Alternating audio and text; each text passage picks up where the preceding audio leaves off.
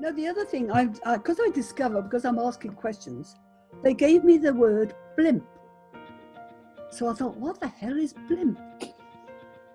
And then it was clearly an acronym. Right. Yeah, so of course I'm asking questions. So they said it's biological, live, interstellar mind projection. Wow. Biological. I asked more about that, and it says mind projection.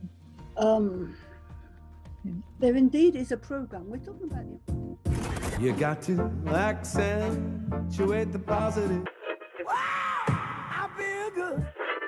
A little bit of feel good goes a long way. You're listening to Karen Swain, teacher of deliberate creation, accentuating the positive, showing you a way to a better life. Accentuating the positive, it's not just fad, it's sanity. Who in their right mind would accentuate anything else? If you feel like that's what you want to do. We're off and running. Hello and welcome to another show, Accentuating the Positive with Karen Swain. So wonderful to be with you again. And remember, if you are enjoying the conversations we have on ATP Media, please like and subscribe and leave a comment and make a donation if you would like to support ATP Media. I have a magnificent woman to introduce you to today. Her name is Shirley Battie from the UK. Welcome, Shirley, to the show. Well, thank you for inviting me, Karen, and welcome, and hope that all my friends in Sydney are seeing this and friends in Australia. Well, we'll have to send it to them. Tasmania. And Tasmania. I was just chatting with Shirley and saying how familiar she is to me, and I think we've crossed paths at some stage when you were down under, and we've seemed to have been friends on Facebook forever. And I really didn't know what Shirley did. And one day I looked at your page and I thought, oh my God, you've done all this stuff and you've written all these books. Oh, I need to discover more about Shirley. So we're going to all discover Shirley and her amazing story today. So I'm excited. Good. Let me just read your bio and we'll get into it. So Shirley Battie was born in London in the UK in 1934. On her first try at meditating at the age of 54, Shirley had an instant contact with guides and off-world beings who graphically showed her what could happen to the planet and the future of the human race. That's some first meditation, Shirley, I tell you. Absolutely. The information given was to do with planetary changes to come. This got your attention, and ever since then Shirley has been taught by spirit, many of them ETs. Shirley began active work in the realm of spiritual healing, clairvoyance and psychic phenomena in 1990. It was spirit's urging that led her to hold development groups and workshops, and has been holding these consistently since 1991. Shirley's skills as a channeler for many off-world beings is proving to be mind-changing to those who hear the messages. Shirley is known around the world as an inspirational spiritual teacher and lecturer who's conducted many workshop lectures and readings and has been a speaker at many conferences and at a variety of venues across the planet, some of them in Australia, as we said. At age 86, Shirley is still a world traveller when COVID lets her, when the lockdowns aren't on. And she goes wherever spirit sends her. Shirley has published 6 books, several articles, and produced a well-known pack of Little Owl inspirational cards. Her latest 3 books are fictional and are called Calling Earth, 3 compelling new novels which underscore the necessity of spiritual growth and awareness to save the human race. It involves awakening to a bigger picture and clearly indicates the need to take responsibility for ourselves and for our home planet. The events and the stories are based in fact, according to Shirley and her guidance. So the 6 books that you've published are Channeling, Being Human, Spirit Speaks, Beyond the Stairs, and the Calling Earth series 1 and 2. And you said that the Calling Earth 3 is just about to come out in July, is it? Yeah. Beautiful. And you'll see we're both doing the green screen, and I've got the cover of the Calling Earth 2 behind me. This is that's good. which is beautiful. All right, well, let's get into your story, Shirley. So at 54, you start meditating and have this amazing contact with ET off-world beings. Why did you start meditating? Well, I'd been working abroad for 13 years. When I came back to England, I didn't know anybody. So, and I always wanted to do counselling, so I joined a counselling class. And they meditated there, and I thought people were a bit weird who meditated. Beads and bangles and hey man. But they were nice and ordinary people. So I thought, this is okay. So I gave it a go when I went home. And I had instant communication with an extraterrestrial. And he just showed me all the things that were going to go on with planet Earth. And they more or less told me they've been waiting for me. Sounds like it. Yeah. They said, you no longer have family commitments now. Mm-hmm. So that's really, I mean, I divorced my husband and it was the best thing I ever did. At the time, I didn't think so. But actually, that was the gift.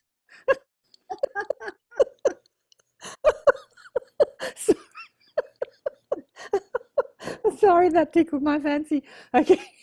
What were you doing? What were you doing before this? What were you working as? What was your profession? Oh, I was a technical editor for helicopter manuals. Oh my working God. with Italian engineers. Wow. And I suppose, sorry, something completely. What I did do while I worked flat out in Italy for lots of reasons. But at the weekends, I used to hold meetings with groups of Italians in Italian, talking about life after death, all the spiritual matters. So I was well into it, but I didn't think I would ever do anything. Wow. And spirits have been on at me 20 years before I started about writing books. And, you know, they're not always very subtle. Because I was working flat out. In the evening, all I wanted to do was go to sleep, of course, because I was working till late at night as well. And I was having ticker tape across my mind when I was trying to sleep. Mm-hmm.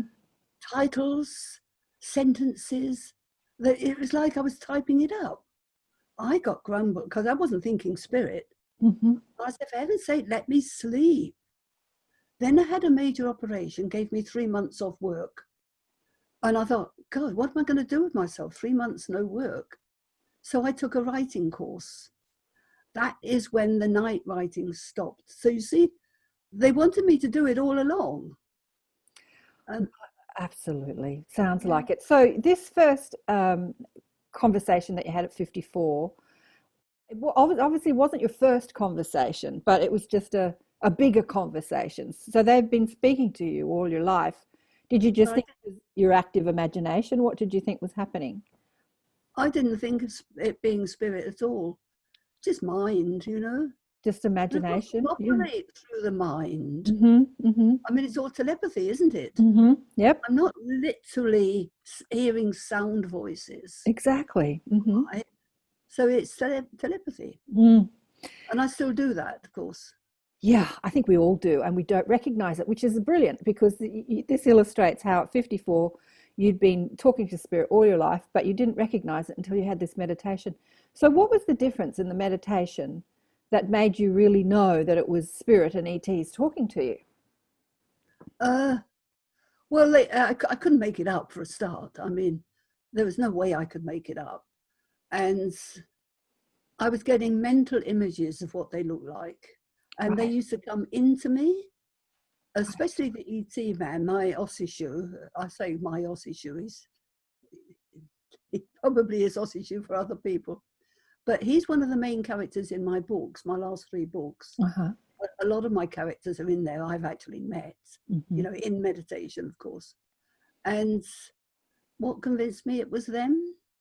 Mainly because I used to sit with somebody else, with a group, sometimes channeling, what they call channeling, and spirit comes into me.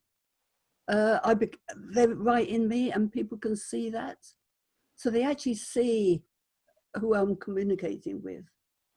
Beautiful. And then it moved on, and then I tended to disappear while I channel. I don't know it. I'm just sat there letting it all come out. But other people who are there say, oh, she's gone, she's disappeared, or bits of me have gone, you know. Well, you know, it's been pretty convincing, really. Yeah. So tell me, what did they look like when they gave you an image of what they look like? Oh, gosh, how can you describe? Not Humanoid?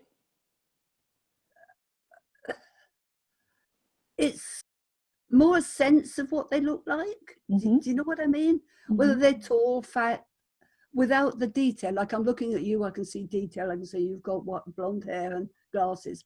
Not that fine detail. It's just a sense. It's a knowing what they look like rather than actually seeing. Do you understand me? It's a knowing. Yeah, absolutely. And what part of the cosmos were they coming? Oh no, they're all over. But Osishu is from Sirius. Serious. Sechem, who is in my book, he's the one that got me to write the books, actually, Sechem. He's from the Pleiades. And I have them from all over, really. They don't separate themselves one race to the other, you know? They act as one. And then, of course, I had the White Brotherhood, which is a group of ascended masters. You may have heard of them. And they, of course, they don't have a race from this planet or the other planet. They're all related to Earth. I know my mob are the same. They don't even give me identity or names or anything. They just laugh at me and they bothered about that. No, they say, oh my God, we've been so many identities, pick one and we'll show up. That's what they say to me. So that's exactly what it is. Yeah. Let me ask you, what was the message that they gave you? It graphically showed you what could happen to the planet and the future of the human race, it says here. With pictures. Now, I've written most of what I got in Being Human, because they kept on, I had to put it down. They're very insistent, it must go in print. They said it's not enough to have the internet, or I didn't have the internet at that time. It didn't exist for everybody. There was no computers. We have word processors. It's not the same. And because we don't go back as far as that with can you imagine a world without computers? Oh. I can't remember the world without computers. It's funny, but yeah, go on. What did they show you?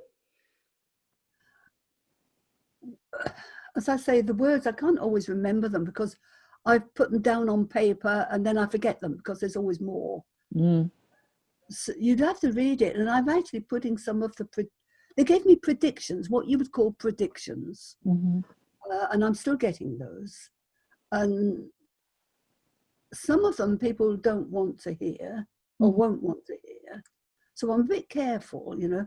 A lot of the predictions they've given me have actually happened, like the fall of Russia.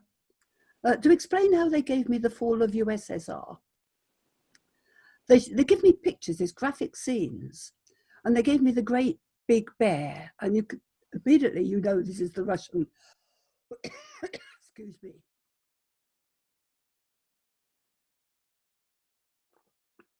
You know, this is the Russian bear. And the picture was of little people around the bear throwing sticks and stones and spears at it. And they said, the great bear will be brought down by the little people. And then there's a lot more to follow on that. Now, of course, just later, USSR went down and it was brought down by the little people. If you remember, I think Gorbachev was the one who brought that down. So it has happened, as they said, but they give it to me in graphic scenes.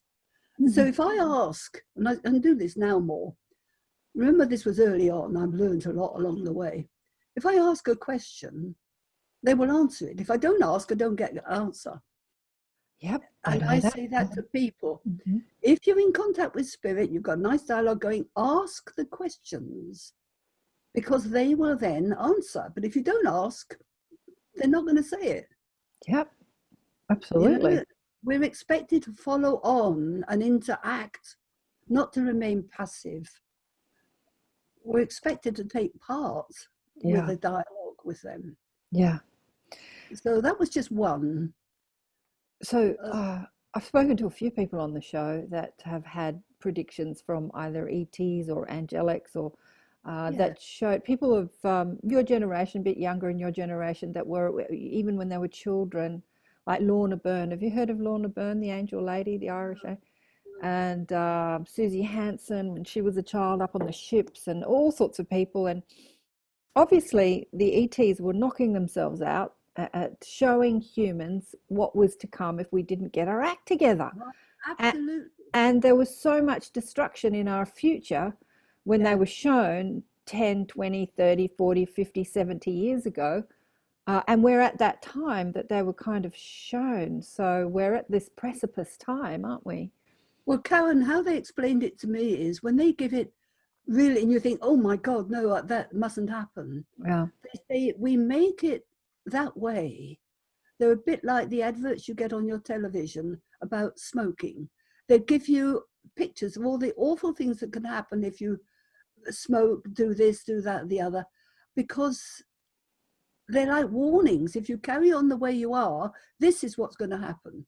Right, exactly. These do not have to happen.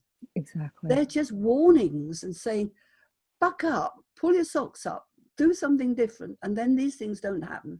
We have timelines. We have timelines that we can travel down for these awful endings, journeys, or we can change our attitude and our behavior and we go down a different timeline.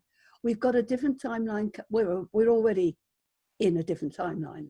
I don't know if you understand that. Oh, I absolutely understand that. Yeah, we're in a different, collectively we've chosen a different timeline to what you were shown back then. Yeah. But that doesn't mean the other time isn't there for other people. Yeah. See, it's still there. They've given me a lot about the ice melting and new people, what new people will be coming. And I think that's us. They've done it so many times in so many different ways. I've actually put that in, I put a lot more in the third book on what could happen and it's a lot more up to date. Well, obviously time has passed. Yeah. So new people, do you mean like star seeds or people with an upgraded DNA or people? I think it's a bit of mix, but they're on and on and on about the new people. The new people. Well, they say the new people, they just put it new people. Now, it's up to us to understand whether that's us with our changes or whether it's starseeds coming in, which they are. I mean, if you know Mary Rodwell, you'll know.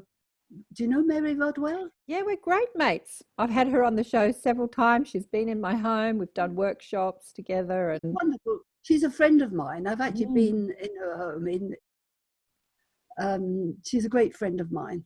But she's a very positive outlook on what's going on. And it's mainly because of the children that she interacts with and that she gets information from them. And I'm 100% behind her on that. Absolutely. Yeah. So maybe these are the new people. The new people. Yeah. You see? Maybe, I don't know. Absolutely. I don't know everything, you know. You know, Shirley, you know a lot. You know a lot about, a lot of things, I have to say. So 54, you get this message, and when did the channeling start happen? Like, what did you do with the information when you received it? Well, well, they kept saying, you can't keep this to yourself. Because when you channel, it's meant for everybody. It's not for you. It is definitely not for you as an individual. It's always worldwide, global, for everybody. And they said, you've got to, well, they do it very gently, not gently, like bricks on your head, basically. They wanted me to learn public speaking, right? And of course, I get a brochure come through the door on adult education, public speaking, falls open at the page. Well, I mean, that's a bit of a big hint, isn't it? So I do public speaking course. Then they say, well, you don't learn public speaking without giving talks, do you? I mean, what's the point? Of course, then I'm doing talks. Then they say, well, that's only reaching the audience that comes. You've got to write books, and that will reach a wider right. I mean, I'm encapsulating it, but they're making it very clear. I have to share the information. So when I channel, it's always recorded. Then I transcribe, And then that material will then go into a book, you see. And that's what's happened with these last 3 books. Now, my objective is to reach the man in the street. Spiritual people will read spiritual books. The man in the street won't go near it. I mean, they won't pick up a spiritual book. So I thought, how can I reach the man in the street? So what I've done is I've written truth bombs disguised as fiction. Right. So you've just answered my question. I was going to ask you, why did you make the last 3 books fictional? You've just answered that question. Yeah, that's the reason. Yeah. Because it's still a spiritual book and it's still giving all the what's going on, but I've made it into a story. I've wrapped a fictional story around it. But the interesting thing is the characters, although they're fictional characters, I actually know them as guides. Yeah. I've just given them different roles to play. Oh, this is so fascinating. You know, what I'm seeing so much through the conversations I have on the shows are people having their awakening process, be it young or old, and then reaching out to a mainstream audience in a way that they can. So that's really the message that Spirit's giving us, is to reach out to the mainstream audience in a way that is digestible to them. So one of the people I had on the show, Zane, he made a comic book, you know, and he called it Righteous. And so he's sort of contacting that audience that plays video games and reads comic books, who are totally asleep, but putting the messages in the video games and the comic books. And what I've done with these last 3 is I've backed them up with facts. I've actually naming real people, facts. I'm not an insider, and we're talking about governments and the deep state and all that stuff, but I'm actually putting the names and where they can research it for themselves. So I'm actually putting real facts behind what I'm given. I'm not breaking any rules because it's all out there on the internet anyway, but it's will lead people to look and see what's really going on, you see. And there's a lot going on, as you know. There is a lot going on. Do you want to give us some of the facts, like some of your inside information to what you know is going on? Well, for a start, all our governments, I believe, the major ones anyway, have been traveling to the stars since the 50s, maybe even earlier. They have been on Mars, or they still are. There's a lot going on with the moon. You see, when I mind travel, when I channel, I mind travel. I am actually there. It's similar, like here I am sitting here, 3rd dimension, solid, dense. But when I travel, I go into another vibration. It's why I can disappear, you see. But of course, you still exist and you can move about. You're not limited because you're not fixed to a body. So I actually mind travel.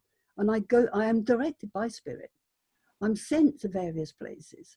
So I've been inside the moon. I have been on Mars. I've been on the other side. Right, not physically, because that's not possible. But when you're in a different state, you feel just as real as when you're in solid body. You feel the same. You don't feel any difference.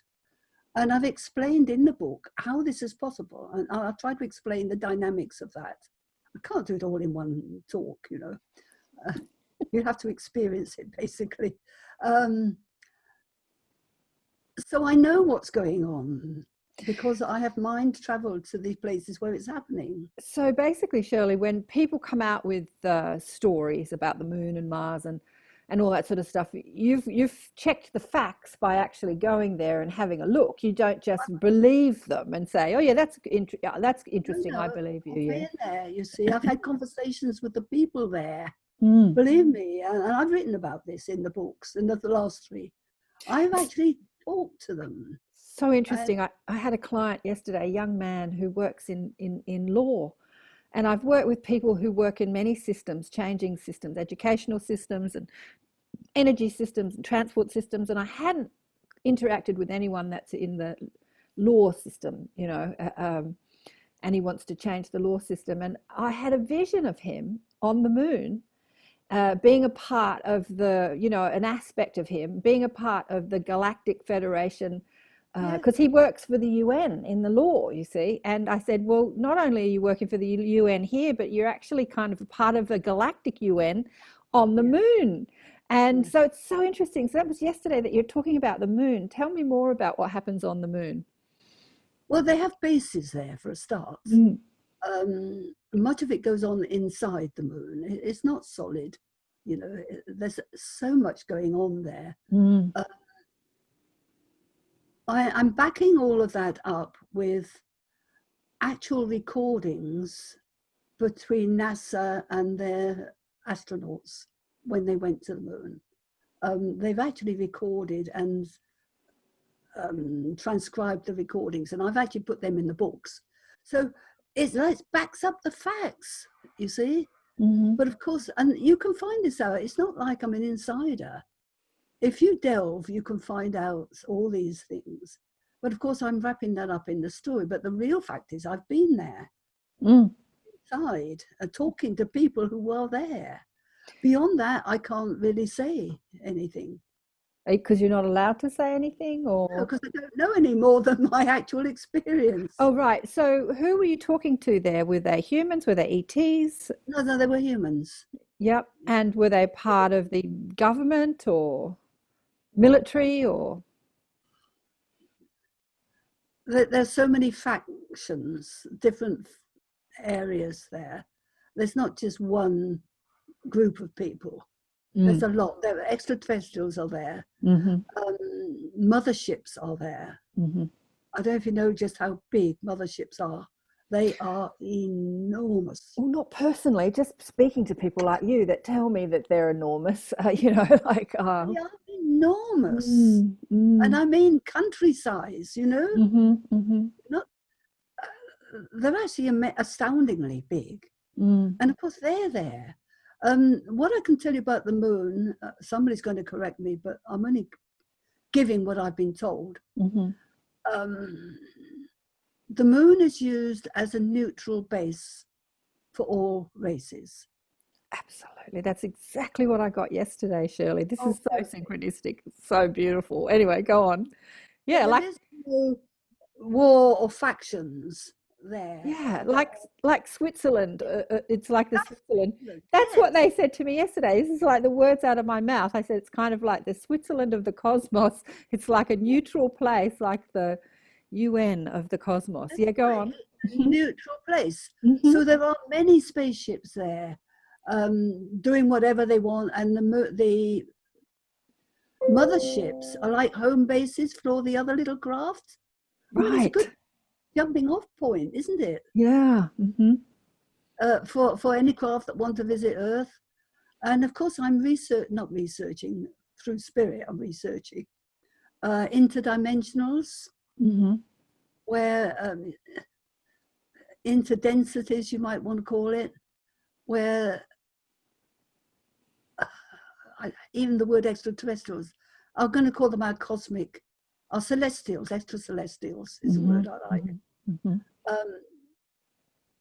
They can change their densities, their vibrations. So that's why we have ships coming and going and flashing out, and into, you know, 1 minute they're there, next minute they're gone. They're moving from one density, one dimension to the other, through the mind at their will. So there's so much more that we haven't got a clue about. Oh, I know. It's so exciting. That's why I'm talking to you, Shirley, because you've got a clue. All right. So you've got your friends, your starseed family, your extraterrestrial family. Have you been up on the ships with them? Oh, I have. Actually, no, that's interesting you asked me that. Very early on, before I really got deep into it, my trip to one ship was just going inside and seeing all these men, ETs basically, at their consoles. And I thought, oh, they've all got helmets on. They were bald heads, you see, but I wasn't into ETs at that time. I mean, I didn't know anything. And they couldn't give a toss about me, because I traveled there. I wasn't physical, you know, I was interdimensional myself. And they didn't take any notice of me. Then the big boss walked in, very tall. That was Osishu from Sirius. He was clearly in charge, you see. So they were just doing the work. That's all they do. These little greys, they're there to do the work. They're not there to have emotions or get entangled or anything like that. They're there to do the work. They do what they're told to do. But then again, there's about 127, I think it is, types of greys. So it depends which grey you're meeting. Yeah, There's so absolutely. many. But these were the ones who just did the job, you know, at the consoles. They're the ones who come to Earth and take samples, and they just do what they're supposed to do, and then that's all they do. Not emotional at all. There's the little greys and there's the tall greys. Then when I've met the tall whites, because spirits send me everywhere through meditation, they say, we want you to go to, and on this occasion it was New Mexico. So I went to New Mexico. Another time they showed the map. They give me a little preamble. It takes too long to go through it now, but it's all written about in my book, Being a Human. Map of Canada. They said, we want you to go to our lands, and we're Indians, Native Americans there. And I laughed. I said, that's a bit vague. You have to be more precise. See, I'm having interactions. They said, well, Northwest. I laughed again. I said, that's far too vague. You know, Native Americans are all over. That's far too vague. So then they pulled out a map that I could see, and a finger came out and plonked it right on Calgary. We want you to go there. So I went. And one thing led to the other. So I tell people, follow the threads. If you don't follow the first thread, the rest doesn't happen. So I went to Calgary. And from there, well, so much more. I mean, I could go on forever on where I went from there. So you went physically. This is you getting on a plane and going physically. They asked me to go, and I go physically. And what happened in Calgary? I booked the flights. I don't know people. I didn't know anybody in Canada at all. You just turn up, and what happened when you turned up? Well, I arrived in Calgary. I booked myself into a hotel. I've written about this and being human. And I think, now what? Now what do I do? I don't know anybody. So I go for a walk. Walked over the bridge, over a little river there. Forget the river now, but anyway. Walked into a bookshop, selling my little owl cards. I asked to see the manager. I want to sell my little owl cards. And I tell them that I've been sent by spirit. They laugh. And anyway, everything works. They said, oh, you must meet John. He's in the back. And John came through and he was doing readings in the back of the shop. And he said, oh, you must go to Calgary Spiritualist Church. You know where it is? I said, no, I've only just arrived today. So they tell today, you know. So they tell me where it is. So I go back to the hotel, change, then go to the church. All this, I don't know anybody. I tell you, this is spirit working beautifully. So I listened, I'm staying for the service, and afterwards I introduce myself to the president of the church, tell them the story. I get invited back to the president's house, which she never does, apparently, and I get booked up for readings, for giving a talk, for giving a service, and workshops. I'm booked up. They organize everything from there on. And I end up going to Winnipeg and going back to all because I took them up on that one meditation. We want you to go to Calgary. Do you see what I mean? Oh, absolutely. Fabulous. And it was the same with America. Same with America. So to go to New Mexico. You went to New Mexico. Did the same thing. Booked into a hotel, went for a walk. No, I did it differently in New Mexico. I booked a tour because I don't know where to go, you know. I booked a tour, which was brilliant, absolutely brilliant. And I loved every second of it. And so I went to all the places. They sent me to Borneo. One trip was to Borneo. I never know why until I'm there. And it's usually the last minute. Oh gosh, so much happened. I could go on and on. And I end up at this one place. It's a tour. And two big angels come down on either side of me because nobody can see them. and say, this is why you're here. You're here to release the energies. It was a prison camp, apparently, Japanese prison camp during the war. You're to release the energies of both the Japanese and the prisoners. And so I do my thing, you know, and that's it. That's what I'm there for. Brilliant. No, I don't know what your thing is. Tell us what your thing is. What do you do when you do that, when you're releasing energy? I link in, I sort of go into a meditation state, you know, I link in and do whatever they tell me to do.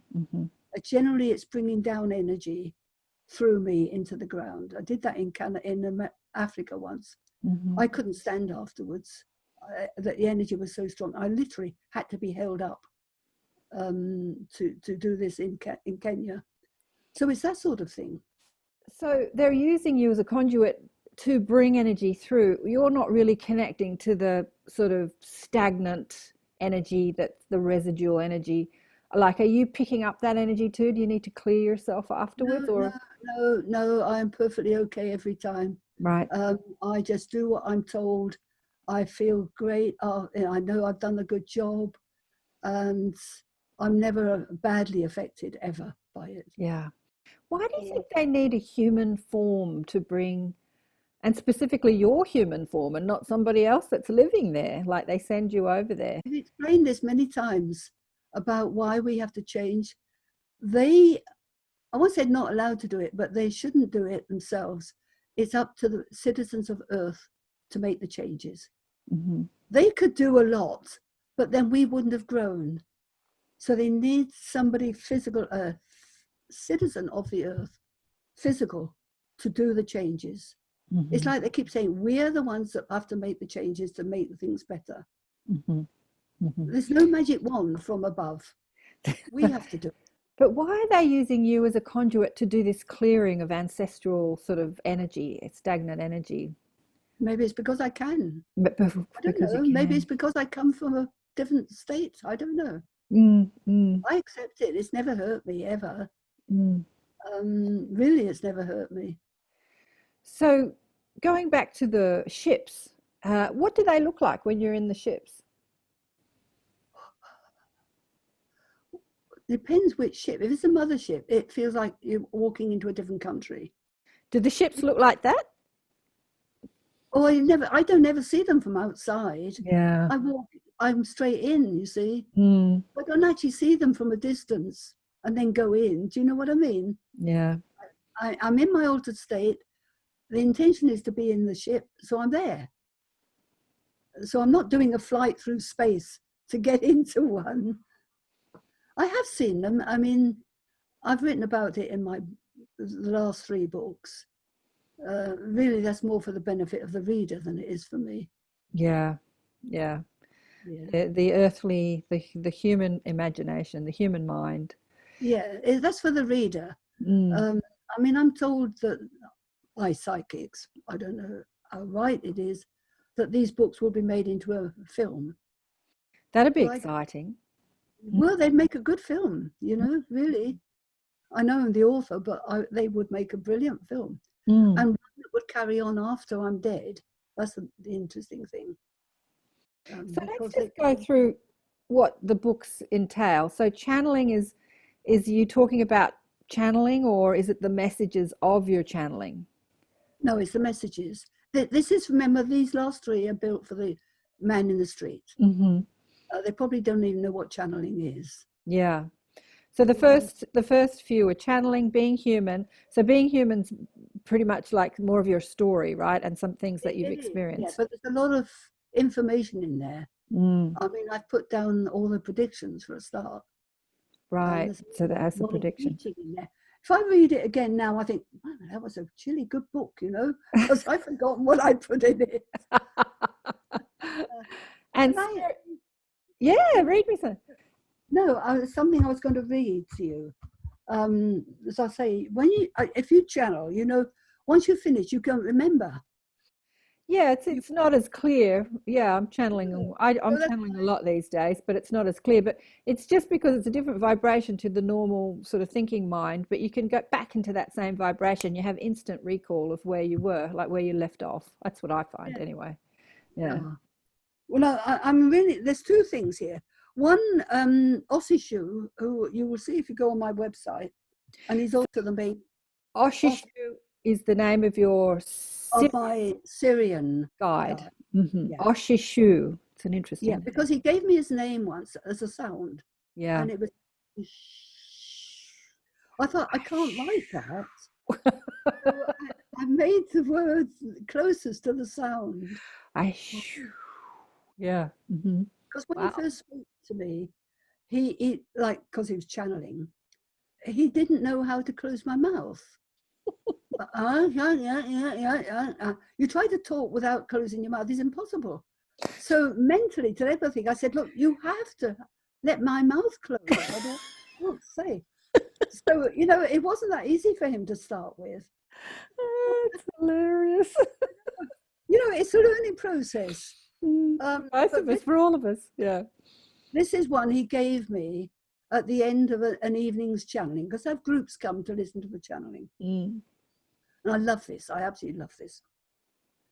May you always hold kindness in your soul, compassion in your heart, gentleness in your actions, truth in your words, and wisdom in your thoughts, so that you may be effective and as a shining light wherever you tread. May the effect of your touch be comforting and a healing to those who have a need. May you hold goodness of all life in your being.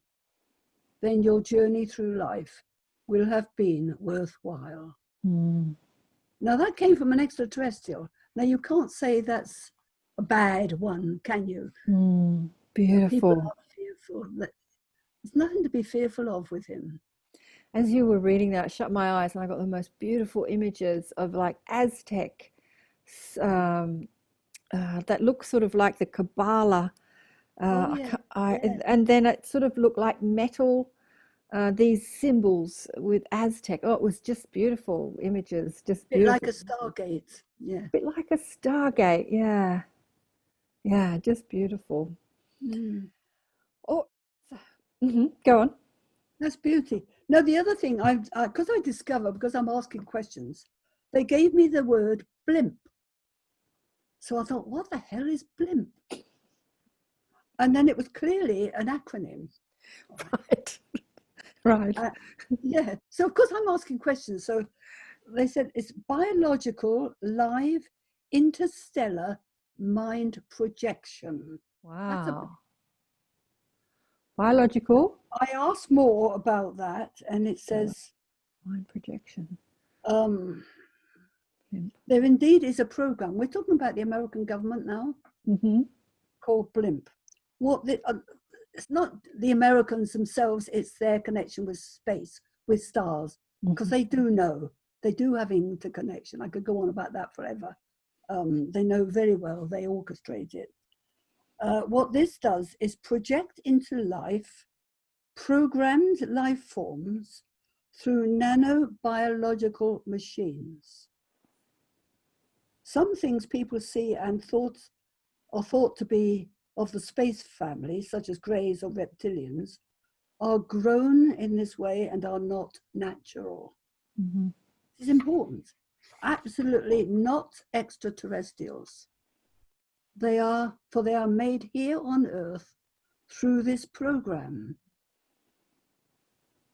Not to be confused with actual greys or reptilians. These programmed entities are used to induce fear, false abductions, and sightings. This is a program to induce fear of extraterrestrials, which the government, not the top government, the other government, are thinking, or they are doing. So Shirley, why do you think they're doing that? What's the purpose of inducing fear about extraterrestrials? Well, when there's fear, they come in with a solution, don't they? And it'll be their solution. It's control. I don't know their minds, what they're actually literally going to do. I do know this is the next stage. They want to induce fear of extraterrestrials. So if we see them, they're not necessarily the real ones. It gets very complicated, but I don't know their minds. Mm. I do know, and I was told it when I wrote the last book about the virus, before the virus erupted. Mm-hmm. What were you told? That it's a very good way to depopulate the planet.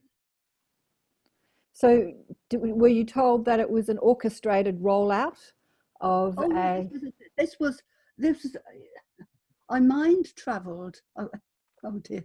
I was sent by spirit to mind travel into this meeting with what you would call the deep state, or the secret government. And they were having a discussion, and I'm earwigging because I'm there and they don't know I'm there. Mm-hmm. And I've written about it. You'll have to read the last book and get it all. It's all in there about what a good idea a virus is to depopulate. Well, do you think it's for because I don't look, okay, so this is the information that I've got when I've asked my mob. It was an orchestrated rollout, and it has not gone according to plan. No, that's exactly, yes. Because they thought it would be much worse than it is. And it hasn't actually really made too many people sick, or hasn't killed anybody at all, really. And so, not in comparison to the normal deaths. Not in comparison, exactly. My guide said this to me ages ago, and I haven't really said this on air publicly, but right from the get-go, they said there are no more deaths than are normal deaths every year from flu and other problems. There are no more deaths. And that was the information that I got. And so my daughter goes, "Mum, there's a pandemic." And I said, "Oh, there's not a pandemic." And she's screaming at me because she's believing the mainstream rhetoric. And I'm getting this direct information. She's screaming, "You don't know, Mum, you don't know." And I'm like, okay. Just let people be. They've got to believe. They want to believe what they want to believe. I know. And then I get sent a lot of information. And so I've seen a lot of the stats that have come out, and a lot of the doctors talking about the stats, which has directly confirmed what I've been told about how the orchestration, the rollout didn't go according to plan. Like, they thought it would be much more deadly than it is. See, the agenda is create fear. And then they can vaccinate everybody. And vaccinations are very different to what they used to be in the past. I mean, I believed in vaccinations before, and they've saved a lot of lives. But now that they put other stuff into vaccinations, which we really do not want. And this is more control. So that's what it's leading to. And of course, fear will reduce immunity because it creates that in the body. And so they're more likely to become ill if there's fear there. You draw to you what you fear. I mean, that's known. If you fear something, you actually have an attraction to it, and it brings it into you. Oh, look, Shirley, absolutely. You know, I'm a teacher of deliberate creation, so I teach that you create your own reality. And, you know, the Seth book said 30 years ago, well, 50 years ago, in the 60s, 60 years ago, that there are only two rules to life. One, you create your own reality, and two, there are no limits. And so when humanity knows that everything you experience, you're a party to creating, then you can't roll out a virus and say it's going to get you. It's going to make you sick, because if there's a population that says I'll only get sick if I choose to get sick, or if I engage in stress or negative thoughts, or if I don't look after my body, if I don't look after my immune system, and I stress and hate people. And, once humanity knows that they are at power to create their own reality, then fear doesn't work anymore, right? But they don't. I know. Don't. That's the problem. This is exactly why I'm writing the books. Well, interestingly enough, the question I said I was going to ask you that I thought of just before we came on air was, what do you think is the most important thing that your galactic and spiritual guides have asked you to teach people? I think that we have to, love for the start. I mean, that's a given, to be compassionate to others. And I think what's come over to me, whether they taught it to me in one way or the other, is even those who do the most awful things, they're still souls. They're on their journey. Exactly. Feel compassionate towards them, because their onward journey is not pleasant. We're talking about karma. feel compassionate towards them. And compassion is like a love. Don't hate them, because that isn't helping them whatsoever. Obviously, you don't go along with them, but feel compassion. They are souls. They are all part of the one. Exactly. And we are learning through that. But I also, on a less spiritual level, I don't know if it's spiritual or not, I've been told that there will be a division of the human race. There will be a definite division of the human race. And this is to do with those who are so bad, so evil. I mean, let's face it, there are many really evil, that they are too far removed to be changed, that they cannot merge. We can't help them anymore because they're too far away.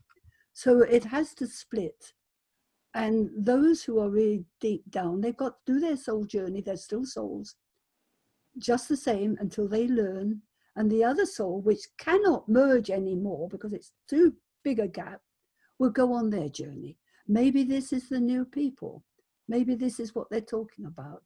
So we're talking about, if you can forget the physicality, we're talking about two different timelines. And the new people will be those who are at least decent people. They don't have to be spiritual or psychic. But at least they don't have this evil in them. That's I think is the most important thing. Love. And remember, we're all part of God. Yeah. I think the message of love can't be repeated enough. But unfortunately, when people say, oh, I'm going to be loving, they make it very exclusive. I'm going to be loving to people I know and people I agree with and people I love. But for the people like the deep state or the cabal or the reptilians or your neighbor or whoever you disagree with, I'm not going to love them. I'm going to hate them and push against them. And that's not what love is, right? It's the word love, isn't it? You don't, I mean, imagine you're in a family and you've got 4 kids or 6 kids or however many kids, and you love them all, but you don't like them all. You don't have to like those that they say you should love. It's love of a different kind. It's love of them as souls, but you don't have to like them. And they're wrong and they're evil and all the rest of it, so you don't like any of that. But on a much higher level, and I have to say very much higher level, you feel compassion for them. Because they have gone wrong, they've lost their way. I've actually been on the other side, helping people come out of hell. Literally, I mean, I say literally, I can't say physically, but I've actually been there, getting people out of their self-imposed hell on the other side. What am I going to do? Turn my back on them? So is that what Spirit asked you to do, or? Yeah, no, well, I go on my journey and I always say, take me where I need to be, or take me where you need me to be. And they do, they take me. But I have to give them permission. So I say, take me where I should be, or tell me what I need to know. I am then opening the way for them. If I don't do that, then they will leave me alone. They won't.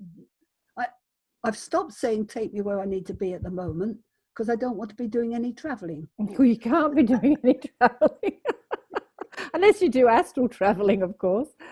Oh yeah, but if they really, really want me to, then they'll.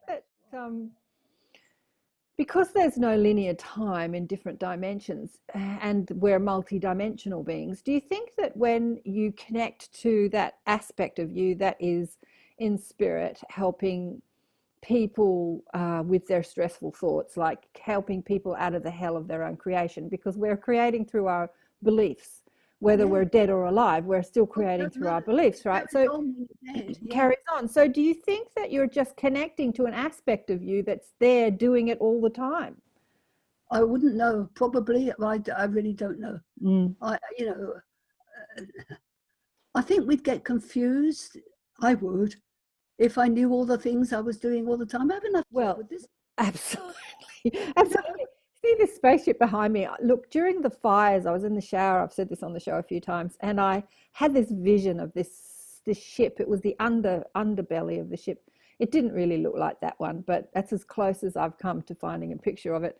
The lights under this ship were just, it's in the shower and I was seeing it and I was just going, oh, that's so beautiful. And then they took me into the ship and they showed me the ETs.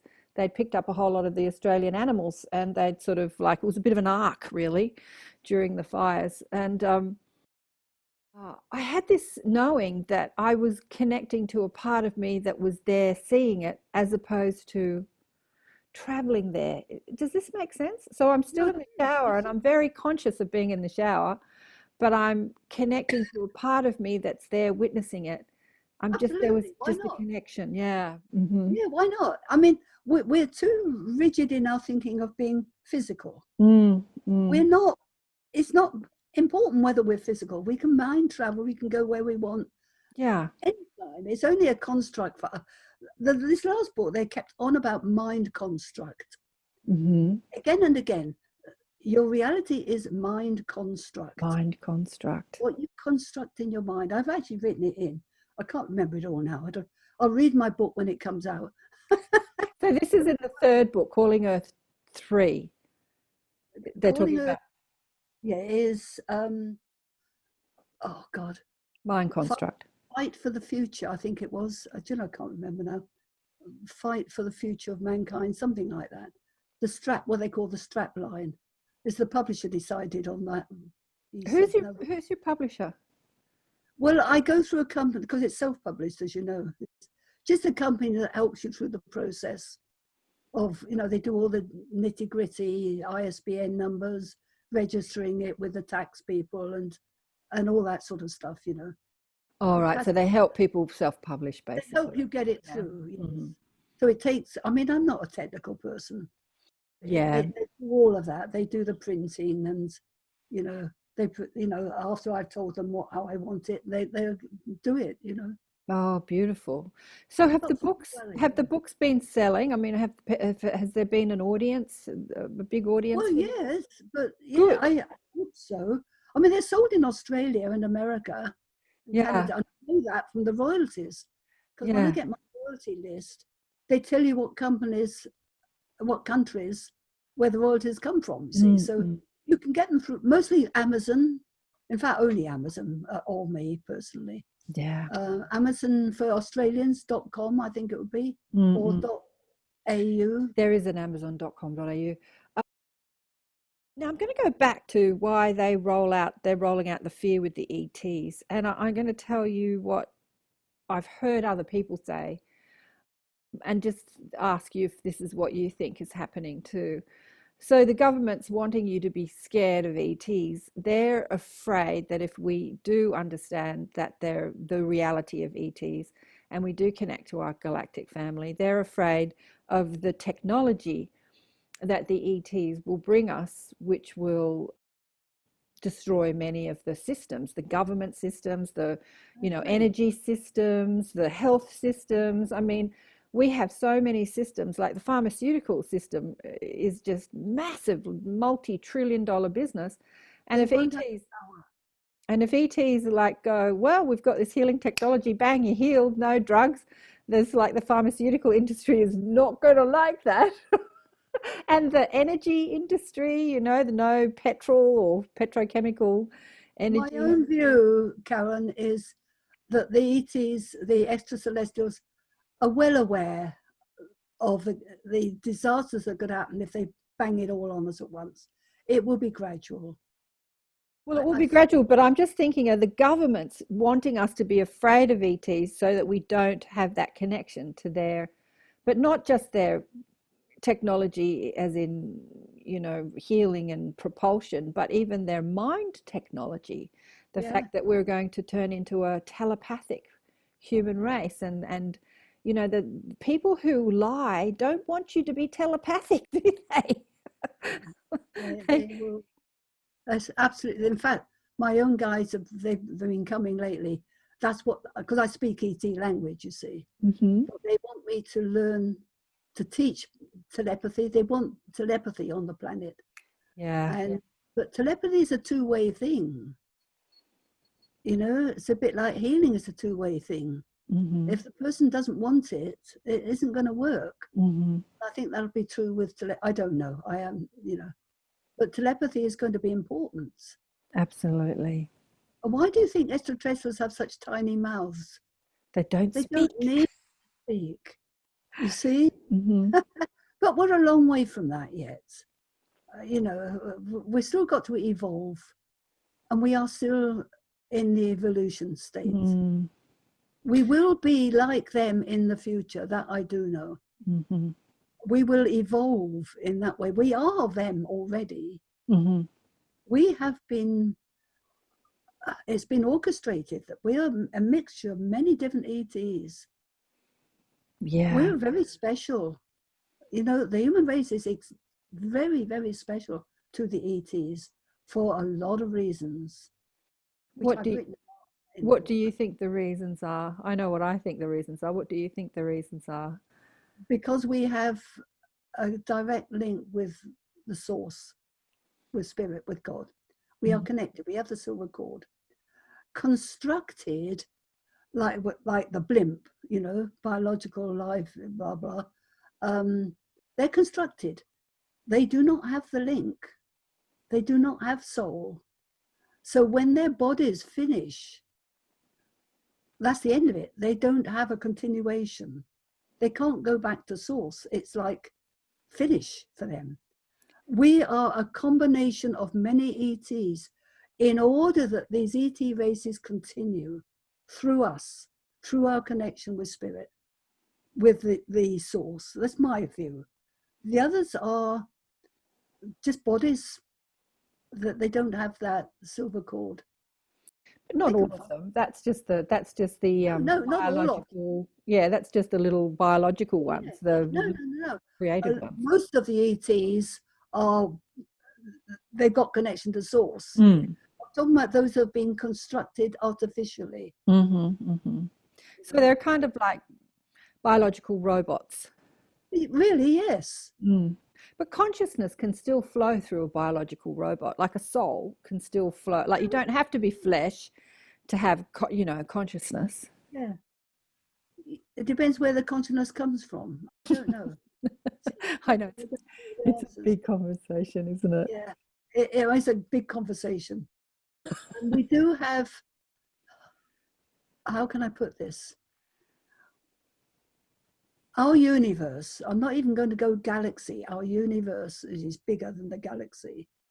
It's just one part of many universes. Mm-hmm.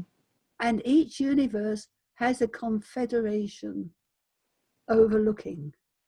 The confederation, each confederation is attached to another super confederation and beyond to the source. So we're a long way from the source in those terms. How can I put it? There's so many variations here. You mentioned Mars before. I've got so many questions swirling around in my head. Because, as I said, I don't write down questions. I never know where the conversation's going to go. And I didn't know we'd get so galactic, but I'm loving it, Shirley. What did you see when you went and had a look at Mars? What's happening on Mars? Again, it's inside. Mm-hmm. And again, there are already creatures on Mars who have always been there. They haven't died out. So they're not all friendly, the creatures. Mm-hmm. So you have to be careful for your life if you go there, physically. So there are what you call bases, like military bases. Well, you're inside the base and you're okay, but it's just like any military base anywhere, Mm-hmm. right? Constructed. There's minerals, there's resources. They've got everything they need. It's not a problem. The atmosphere, the air, is not as impossible to breathe. It's like being on a mountaintop, like if you get some altitude sickness, Sort of thin air, right? it's thinner, put it that way. So And the you've gravity, I suppose you weren't there in your physical body, but it's a different gravitational pull as well. yeah, the whole thing. That's why they need the base. Mm-hmm. They need to be inside. But they've got thousands of people there. Hundreds of thousands or millions? I don't know about it goes as far as millions. I really Right. don't know. Mm-hmm. See, when I'm there, I don't ask those sort of questions. I'm interacting with people. Do you know what I mean? Right, yeah. It's you and I having a conversation. There were so many other questions we don't have time for to start with, and they're not in the line of talk. So you're interacting with, again, humans when you were there? Humans. Yeah. I've only interacted with humans there. Yeah. And what's the dominant race on Mars? Is it human or humanoid or? I would say humanoid. Yeah. Humanoids are our most closest allies, put it that way. They're the ones that link with us, humanoids. And some of them, especially in New Mexico, the tall whites, I've met the tall whites. Tell us about the tall whites. Are they a humanoid? They're very beast? humanoid. If they were to wrap up, like cover up, you wouldn't know them from a human. So they're not very tall, like they're just like normal 6 foot height. They're not 8 Well, foot, they're 10 about foot. they're about 6 foot. They vary because they have families there. They have schools. They have all sorts going on there in New Mexico. In New Mexico? Yeah, in the mountains. Yeah. Wow. Yeah. And they interact with the human race? And they come and go with the American government. Right. Not necessarily with every, they're in a restricted area, put it that way. Okay. The military know. They know when they're coming. They come and they go. Yeah. They fly in and out all the time. And they have a society there. They have doctors. They have families. Yeah, I mean, And what do they look like? They just look. I don't know because they're kept outside of the restricted zone. Right. So they just look like pale blonde humans? What do they look like? Very tall, very white. And it's white mainly because of the aura, I think, like the glow that's around them. I don't know, you just see it all white. So you went there astrally, you went and checked it out. I didn't go physically. Yeah. I wouldn't be allowed in. Remember, there's no public allowed in, believe me. Yeah, well, I've heard a story. What's that guy who said that he used to do something for the military, some weather balloon or something, and he interacted with Charles Hall. Yeah, him. Yeah. I've heard him. I've actually met him. He's really a sweetie. So is that the same people that he's talking about that you saw? Same one. Same Yeah. ones. So they're still there because he talked about that in the 60s that he was interacting. Yeah, yes. And they're still there. Mm-hmm. But that's why I got interested, because I met them in my meditations, in my travels. And then he came out and I thought, oh, yes, I know them, Yeah. So it resonated with me. And I met him because I did like to go to conferences in America because they're really brilliant. They really are. They do it so well. And that's where I met him. He probably won't remember. It's a big conference. And why are they here, the tall whites? Why are they on Earth? They don't have a planet? Why not? Why not? I mean, really, why not? If we could travel to another planet and have set up a little area there for ourselves, we'd do it, wouldn't we? I don't know. Well, if you could interact with the with the race on the planet, but they don't seem to be able to interact with the humans because I don't know, the humans would be scared. I don't know the reasons. You don't know. I don't know the reasons they're here. No. I haven't got their inner ear. So many questions. I know, it's fascinating. Look, Garnet Schulhauser, do you know Garnet, who does a lot of astral traveling with his spirit guide, has talked about many different races of ETs here on Earth that are disguised. I remember one story. He said that he met this beautiful woman who was a lecturer at a university but she had a holographic image of a human. And when she turned it off, she was completely, I don't know how he described her, but completely alien looking, but not humanoid at all.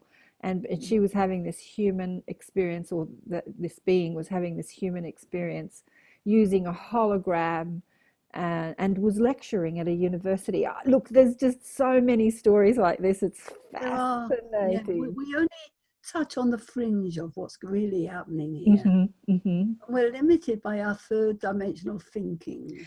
Absolutely. Absolutely. What did Seth say? You create your own reality and there are no limits. There are no limits. You know, the imagination, no limits. Really step outside the box of your mind, you know, expand. There's so much more. So I want to talk about the new earth before we go. Look, Shirley, I could talk to you all day. There's so much to you. One mind, I had a couple of things jotted down. One mind, walk-ins, new earth, and I just put more. You said that with your visions, you were shown that earth would split because there are some souls on earth that are too far into their negative thinking, and they're not going to, you know, change in time to ascend with the people who do change. What time frame have you been given for that split? Oh, and it's more divide than a split. Divide. Because it's two earths rather than splitting one earth, if you follow me. Okay. Yeah. When you say split, people will have an image of it tearing apart, but actually it's another earth created, like another, the earth we've got producing, growing a cell that then moves away, like two cells divide. But that would be a split. Wouldn't it just be a different timeline? Yeah, it's just the word that people will pick up on and think of it's going to split like that, you know. Yeah. It would be we would just be living our lives, and then a new day would dawn.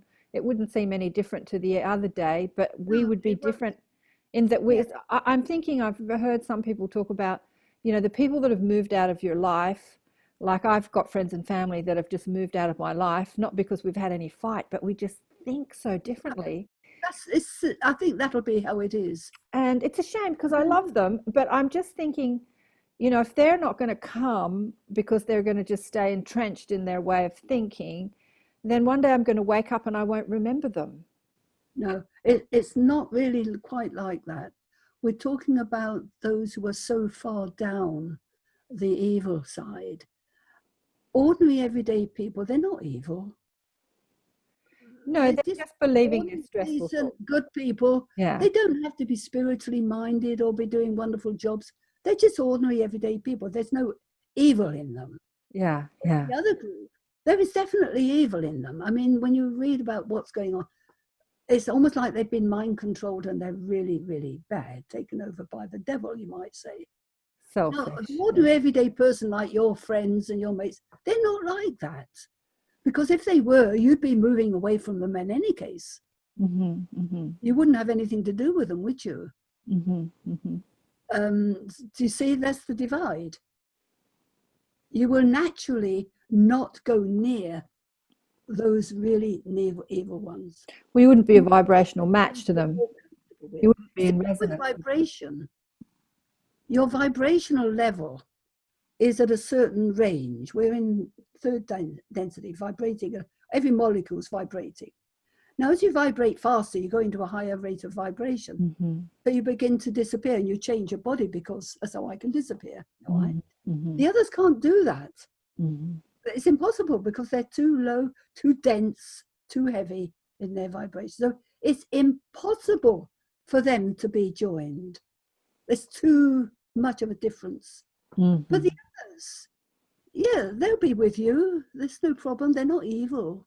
Mm-hmm. They haven't gone so dense that they can't merge. Right, okay. Yeah, absolutely.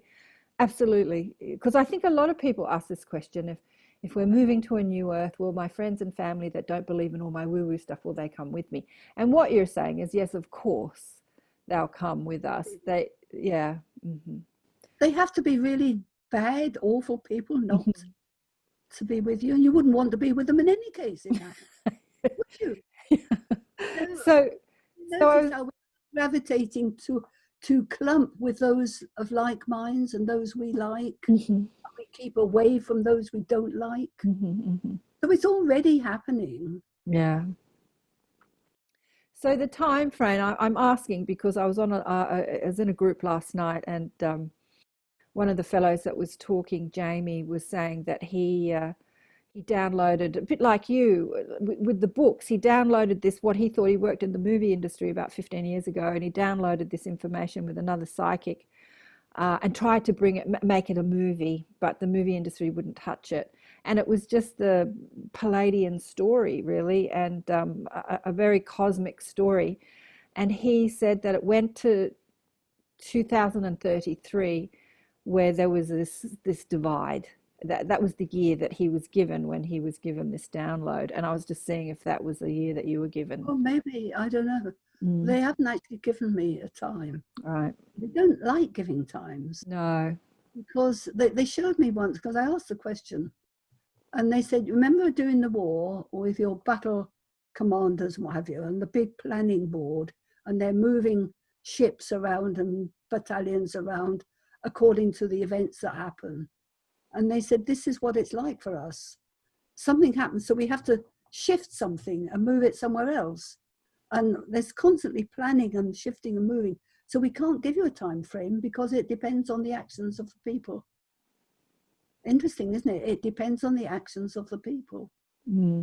Absolutely. And I think that is how it is. So Shirley, what do you see for us? You know, 2020 has been such a big year for humanity. What's the messages that you've been receiving for humanity for the rest of the year and maybe next year? I haven't actually asked, and they haven't given it to me voluntarily, put it that way. I think it's not good for us to know the future, always, frankly. If I'd known about 2020, like the first part, when I was still in the early part of 1999, I would have gone, oh my God, oh, do you see? We're not really meant to know. We'll deal with it as it happens. That's me. That's just me.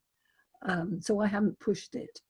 Yeah, fair enough. The way they give me future is like predictions.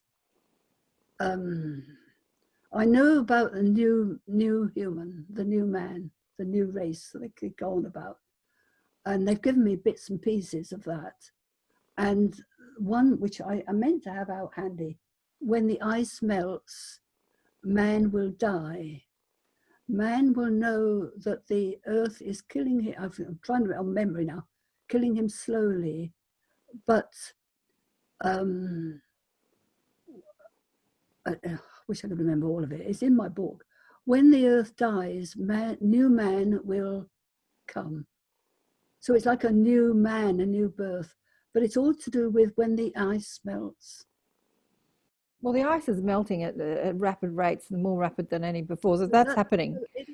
It seems to be, well, when the ice melts. Yeah, it's melting. It's been melting for years. Yeah. The destruction of the poles has been huge. And I could be wrong. I mean, a lot of the messages in my little owl cards have been given just vroom, vroom, vroom. And I had one from Ra, which was, lovely. And that was about changing, the things changing. Shifting sands, they said. So Ra is one of your guides?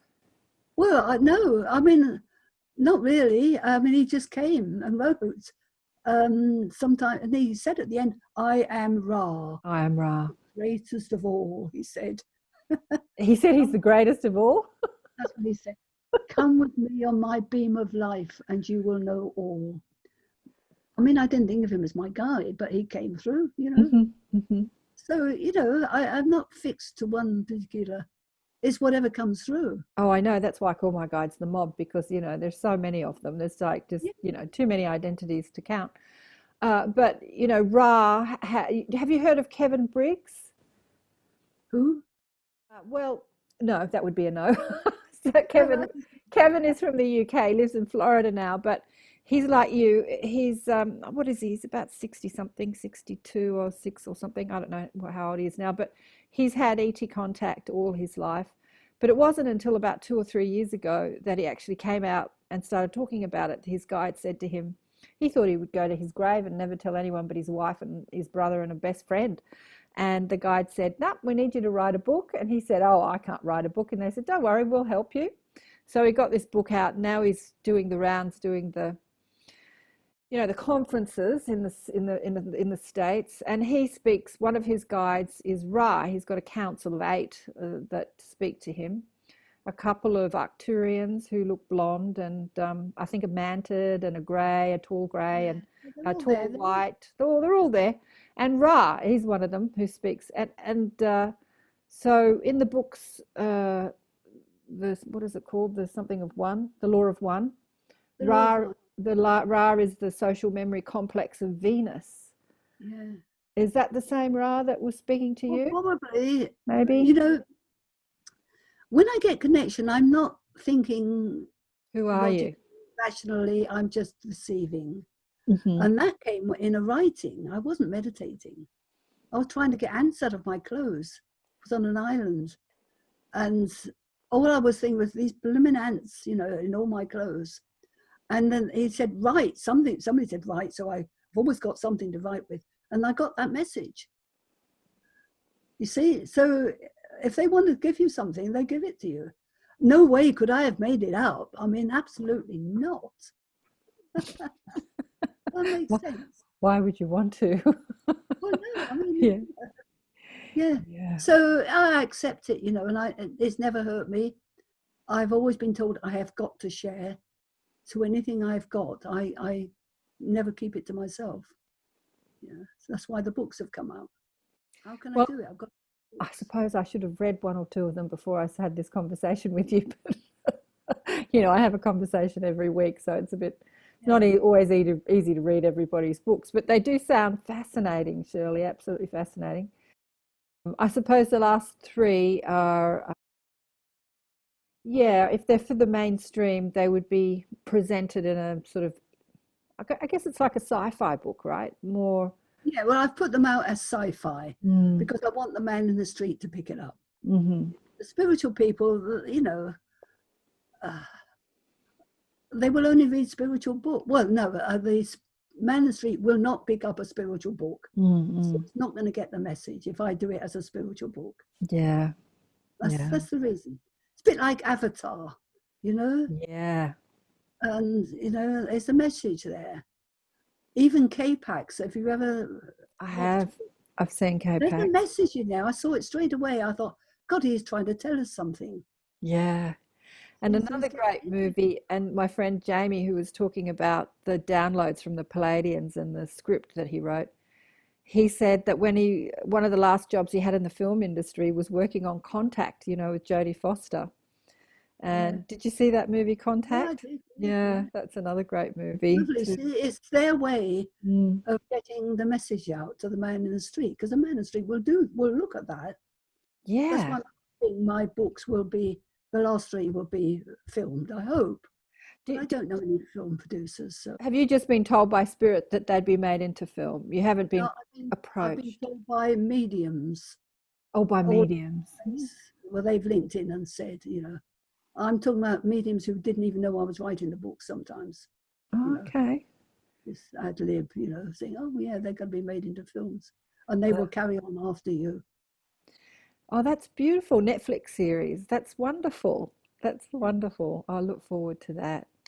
Oh, Shirley, it's been so beautiful talking with you today. I could talk to you all day. Any last messages for people that you think are pressing, that you want people to know, or your guides want people to know? Apart from love, we've touched on love. Be loving, even love the people you hate, like the reptilians and the cabal and all those people. Yeah, you don't have to like who you love. Mm-hmm. It's unconditional when you love anyway, whether you like them or not. Think of people as souls. Because inside whatever they're presenting, there's a soul there who is not a happy soul. They can't be happy if they're not nice. Mm-hmm. They can't be. Somewhere there'll be unhappiness. You've got to feel compassion for that. Well, you don't have to, but it's helpful. Everyone's doing their best. Yeah. And your website is Like Little Owl Online. littleowlonline.co.uk. Little Owl Online. littleowlonline.co.uk. But I'm on Facebook. You can always find me on Facebook as well. At Shirley Battie. At Shirley Battie. Just put my name in, Shirley Battie. Yeah. Actually, if you just go on any internet and just Google Shirley Battie, I will flash up in all sorts of places.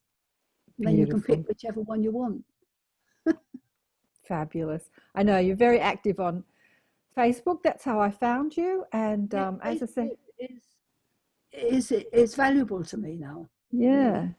It's how I tell people about things. Exactly. And I've been friends with you for ages. And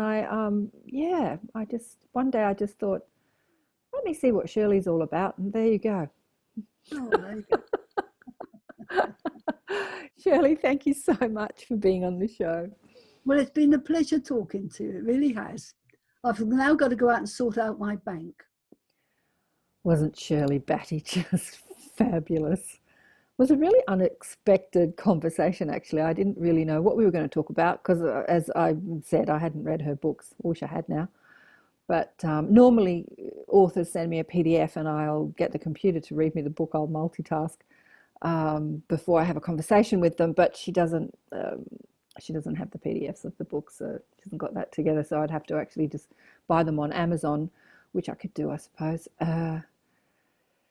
But yeah, I can't get the computer to read me when I buy them on Amazon. But the books sound fascinating, actually. The books really sound fascinating. She is a wealth of information. She doesn't look 86, does she? She's fabulous, fabulous, Shirley. And as she said, she's travelled around the world. She said she won't come back down under. It's at 86. It's too far to come for her now. She said the plane ride. Who knows when the planes are going to be up and running again. I heard somebody say that international travel has been halted until next year. I don't know, out of Australia. I'm not sure if that's correct. But yes, Australia's going into more lockdowns as we speak. They're rolling out the second wave of the fear campaign. You might think that it's all a virus and it's all true, but yeah, we've all got the right to think whatever we want. But it's really interesting what's happening on our planet right now. All I know is amongst the people I know, the whole lockdown thing is waking people up. Instead of getting on with the daily routine, they're starting to think differently. They're starting to look into what's really going on. So it's a bit of a wake-up call. This is an image from one of Shirley's books. Look at the owl over there. Isn't that fabulous? And she was just telling me that the third book she loves the image that's coming out on the third book, but she didn't describe it to me or send it to me. So we have to wait till the third book comes out, Calling Earth 3. She said that it's due out in a couple of weeks. So that'll be fascinating. Yeah, so buy some of Shirley's books. They sound wonderful. I'd love to see the Calling Earth series made into movies. That would be wonderful as well. Now, who's coming up? I think I've talked about Rob Schwartz coming up in the Inner Sanctum. And I'm going to have Leah Scallon on the show, who is a galactic singer, Language of Light. Unbelievable, beautiful woman. She's coming up. Who else is coming up on the show? All sorts of people. And yes, what have we got here? Robbie Holtz is coming back on the show. Now, Robbie and I had a conversation a few years back about her husband, Gary, who was a neurophysicist, skeptic. He got sick. He was in a wheelchair. He was a quadriplegic. And he was in a bar or somewhere, and he met an Australian naturopath. And this woman said to him, "Oh, you'll have to go to Australia and speak to the Outback Aboriginal tribe. They've got some answers to some of your questions about life, love, and the universe." Obviously, they were having an expansive conversation. So he did. He got himself, wheelchair and all, to Australia. This woman had a contact for him to help him once he got here, and went out to Outback Australia and met this remote Aboriginal tribe. And the Aboriginal Indigenous Australians have many secrets, many spiritual secrets, the dream time and all that sort of, and they keep it they did keep it close to their chest. It was really only for the elders to pass down this ancient wisdom. They always passed it down through story. Anyway, they gave Gary years ago all this information and said, you've been selected as the white fella to share this knowledge with the world. And so he took the knowledge home. I think he spent 8 weeks with them. He walked off the plane. He didn't sprint, he walked aided, but he was not in his wheelchair anymore because they had shared their secrets and healing secrets with him. And he wrote a book called Secrets of Aboriginal Healing. And then he met Robbie, and then they wrote another book called Secrets of Aboriginal Awakening, or Aboriginal Awakening Secrets. And then he left the planet, and he continued to work, or continues to work, with Robbie from Spirit. And then Robbie reached out to me recently and said, I want to talk about what the angels are saying about the pandemic. Can I come back on the show? And I'm like, absolutely. So she's going to come back on and we're going to talk angels. I love talking angels. Just love talking angels. Actually, I could have talked to Shirley about the angels. So that'll be fascinating. That'll be just wonderful.